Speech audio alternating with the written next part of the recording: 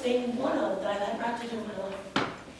And I'd love to tell you that I invented something, or I can write code, or I was in the right place at the right time, but that's not the truth. I just started dreaming. And not only did I start dreaming, but I started dreaming and I refused to stop. And I started dreaming and I refused to stop. And dreaming took me from being a single mom, frustrated, pissed off, broke, and angry, to building 3 multiple 6-figure businesses, and then going on to build multiple 7-figure businesses.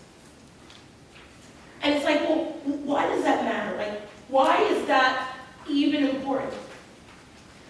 Well, for me, for all of you today, as you think about your journey, and where you're going, and what you want to do, and how you want to use stage, and how you want to use speaking in your business, here is a fact that I ran across last year that just absolutely fascinated me. So that the average entrepreneur, the average small business owner, roughly makes about $68,000 a year in their small business. And for me, that was scary, because I believe that unless you get to 6 figures, for the cost of what it takes to be in business, it almost doesn't make sense. You're constantly stealing from Peter to pay Paul. You're constantly in this wheel that you just can't get out of.